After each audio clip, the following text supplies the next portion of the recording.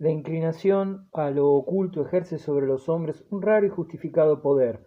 Tomás de Quincy calculó que por cada superstición del tipo de las que desvelaban a los paganos, nosotros poseemos 20. Lo calculaban en el siglo XIX. Ahora probablemente poseemos más. Recuérdese, respecto a este asunto, la curiosidad que en mi caso desató el horóscopo de Sandro Benedetto, augur de un capitán tan casó con un hermano del pontífice Farnese que cité antes, lo cual anudó de linaje a linaje los lazos de la superstición. Por lo que atañe a tan arduo problema, habría mucho que por escribir. Se han escrito libros enteros y seguirán escribiéndose. Yo constituyo de todos modos la prueba viva de que los planteos aparentemente lógicos que rigen al mundo para tranquilidad de sus habitantes son susceptibles de modificarse de súbito, violando las leyes de reputación más sólida.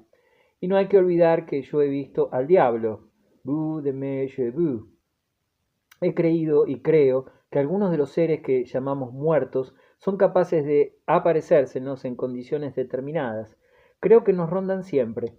Creo que nos espían desde los balcones del cielo que menciona Baudelaire, y que, si lo juzgan oportuno, se descuelgan de ellos por escaleras de neblina. Y he creído y creo que ciertos objetos, ciertos árboles, ciertos edificios, no son los que afectan en su fingida inmovilidad obediente. En aquel entonces, por descontado, moviéndome en un clima más propicio entre brujas volantes y eruditos que afirmaban, como Paracelso, la efectividad de silfos y ninfas, o que juraban poseer como Cardano y algo más tarde Torcuato Tasso un demonio familiar, mi fe etrusca en las fuerzas secretas y en su injerencia en nuestro medio absorto se robustecía continuamente. A corta distancia de Florencia hacia Fiesole, en Fontelucente, hechiceras de ojos y dientes postizos extraían el agua mágica.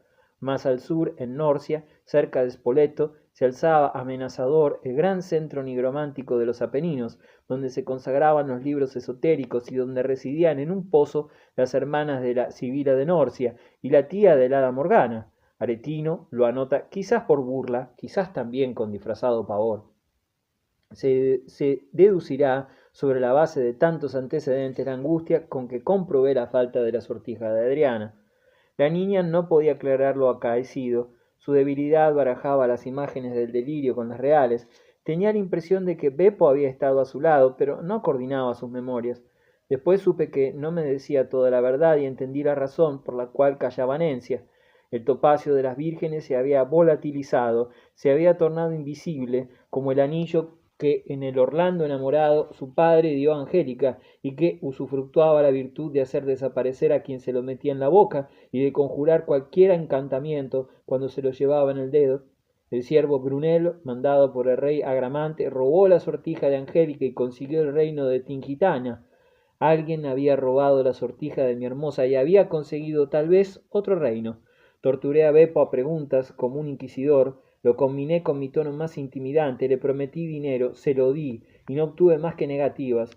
Su rostro, que el tiempo modelaba y embellecía a semejanza del de mi hermano Girolamo, permaneció impasible. Entonces, puesto que Adriana había sido despojada de la casta piedra que la defendía de las trampas eróticas, presumí, yo contaba todavía 14 años y mi ingenuidad corría paralela con mi complejo apasionamiento, hecho para apuntar simultáneamente a varios seres distintos, que la joven inerme me otorgaría su amor, y redoblé el fuego ineficaz de mis baterías poéticas, miradas lánguidas y suspiros, colocándome en el claroscuro de su habitación, de manera que sólo mi cara fina, mi acentuado patetismo y mis nobles manos elocuentes obraban como emisarios de mi ternura. Pero ella opuso a mis ataques el muro de su indiferencia desmayada, y hasta algunos días se me antojó que aparentaba estar amodorrada cuando yo me introducía en su cuarto. Una hora después me quedaba, como siempre, dormido, porque el pobre jorobado nervioso, flaco, desgastado, se dormía auténticamente, y volvía a soñar que Nencia me acariciaba los brazos y los muslos con perita persuasión. En el interín, sin previo aviso, el cardenal Franchiotto Orsini llegó a Florencia. Mi abuelo viajaba, como correspondía a su investidura, con una comitiva de 30 personas. En su palacio de Monterotondo, en el que habitaba en Roba, no lejos de la iglesia de San Giacomo degli Incurabili, su casa alcanzaba. Me alegró verlo, me alegró pensar que me traería noticias directas de Bomarzo, y su lujo lisonjeó a mi vanidad cuando desmontó en el cortile. Acudí a recibirle allí con el cardenal Pacerini, Hipólito y Alejandro. Bastaba ver a mi abuelo para aquilatar su nobleza. La vida militar, la majestad eclesiástica, la educación en el medio de Lorenzo el Magnífico y la invulnerabilidad que otorgan la sangre vieja y la garantía de encontrar doquiera parientes en posición encumbrada, combinábase afianzando su prestigio. Ese cúmulo de circunstancias lo había ayudado a triunfar sobre los fastidios de unas finanzas en perpetuo desorden, fruto del despilfarro que imponía la emulación de los demás cardenales.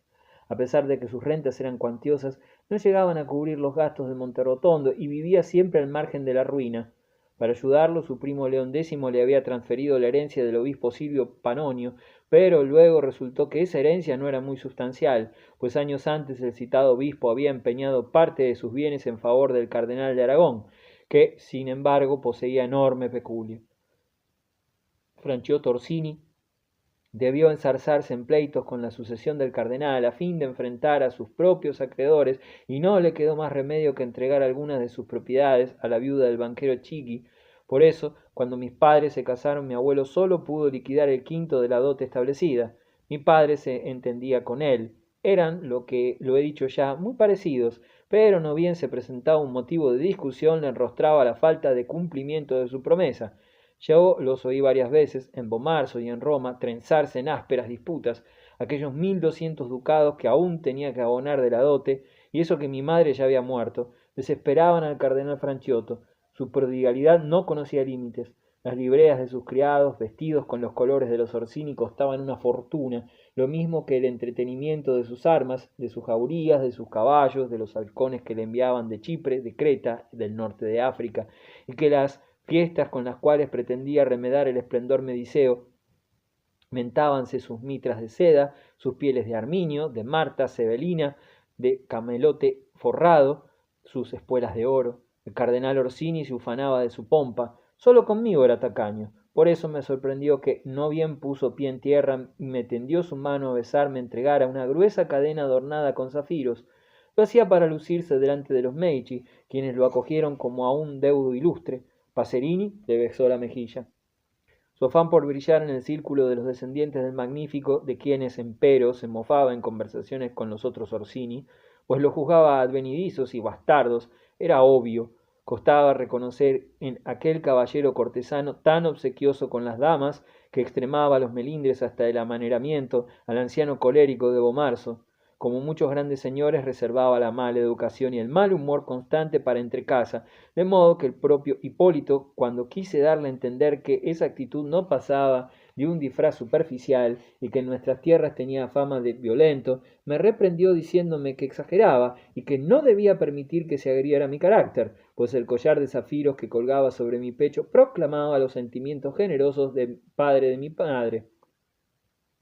Pavoneándose en la primera tertulia, el cardenal refirió la ocasión en que había contribuido a salvar la vida de León X. Yo había escuchado el cuento 20 veces y la compañía reunida en la sala de aparato lo conocía también, pero seguimos prolijamente el relato. Yo pensaba en Adriana, en Nencia, en lo que estarían haciendo, mientras mi abuelo declamaba como un actor que vuelve y vuelve a repetir su parte y describía la casa en la que un lobo atacó al Papa y en la cual Francisco Orsini y los cardenales Albiati, Cibo y Cornaro lo ampararon en la polvareda que levantaban los perros, hasta que, cuando el capitán Aníbal Rengoni ultimó a la fiera de una estocada, su santidad, cuyo cielo estaba poblado de muchos dioses, declaró que su cabeza no hubiera estado mejor protegida si hubiese tenido a Marte por defensor. En aquella misma oportunidad se habían celebrado los funerales de un halcón de mi abuelo en una torre del castillo de Palo.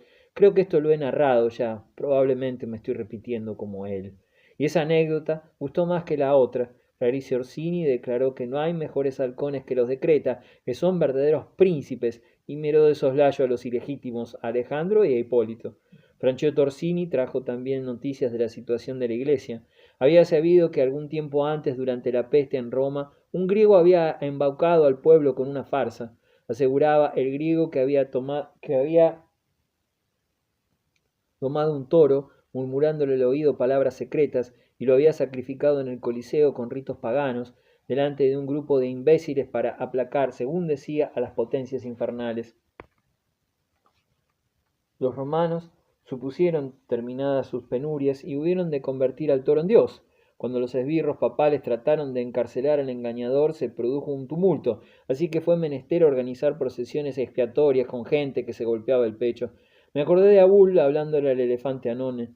Entonces adiviné que algún día mandaría elevar un monumento del elefante y que Anone, por su vínculo con Abul, para mí sería como un dios. Pero su evocación del griego sacrílego no agotaba el capítulo de agravios del cardenal. En las calles de la ciudad eterna había surgido unos ermitaños sospechosos que vociferaban y llamaban anticristo al Santo Padre. Y la gente había descubierto el presagio de un astrólogo de Urbino, quien le había confiado a Agnesina Colonna. Hacía más de 20 años que Roma sería saqueada por enemigos venidos del norte, pues se lo anunció el examen de las constelaciones de Cáncer y de Capricornio. Mi abuela se escandalizaba, ponía los ojos en blanco y unía hipócritamente los dedos orantes. ¿Dónde iría a parar el mundo? En el fondo le encantaba asustar a los parientes de Clemente VII, mientras proclamaba su respeto filial por el pontífice. No había conseguido absolutamente nada en pro de Magereza. A Rafael Riario y a Juliano de la Rovere, el que fue Julio II e Hipólito de este, le habían dado a los 17 el capelo. Hipólito fue obispo a los 9 y un decenio después Nicolás Caetani di Sarmonetta fue exaltado a la púrpura a los 12. Contrariamente para Maervale Orsini no parecía haber perspectivas y las alusiones de su abuelo se deshacían frente al desapego del vicario. Claro que el cardenal cayó esos descalabros íntimos y continuó enumerando calamidades públicas.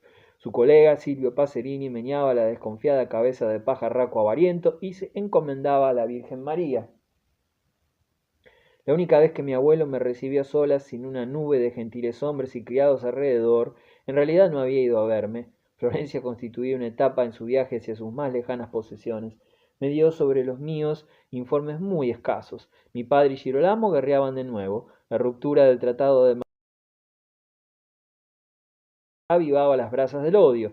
Mi abuela empezaba a decaer. Salía con Maervale. Al nombrármelo junto a Diana Orsini aprovechó para hincarme un aguijón de celos, a caminar lentamente por el jardín de Bomarzo. Los imaginé pesaroso, ella erecta, apoyada en su bastón, él brincando graciosamente, respirando las flores, un paje y unos galgos detrás. La probaba los desembolsos de su yerno, que en su opinión eran inútiles, así que cambió de conversación. Mis estudios no le interesaban. Plinio, Horacio, Cátulo, bostezó. Me observó con el lente que usaba plagiando a León X y su ojo, que el grueso cristal abultaba como el de un batracio, paseó sobre mi espalda, sobre mis piernas. Me despidió con un breve ademán del guante y pero de tanto en tanto ojeaba un devocionario muy hermoso, miniado por Cosimo Rosselli. Pocos días antes de su partida, mi abuelo mostró las uñas y tuvo una idea despiadada. ¿Acaso lo hizo para burlarse de mí? ¿Acaso para probarme? ¿Acaso de buena fe, porque su plan se ajustaba a su concepto de la virilidad? ¿Acaso para llevarse a Bomarzo de regreso los detalles picantes de una anécdota que haría reír hasta las lágrimas a mi padre y a Girolamo, procurándoles una maldita y turbia alegría? ¿Acaso, por último, para congraciarse socarronamente con los Medici, pues no sabía qué pensaban de su nieto, el jorobado, y por nada del mundo hubiera interrogado a Hipólito o a Clarís sobre tan espinoso tema, ni menos hubiera querido dejarle suponer que la consanguinidad lo cegaba torpemente cuando se trataba de mí? Se le ocurrió que yo, que aún no había cumplido 15 años, ya estaba en edad de conocer lo más íntimamente posible a una de las meretrices famosas, a las que cortejaban caballeros y prelados, y cuyos séquitos, señalados por un boato y una seriedad que rivalizaba con las de las damas principales, me había deslumbrado desde mi llegada, a su paso, que anunciaba el áureo tintineo de las mulas por las calles florentinas.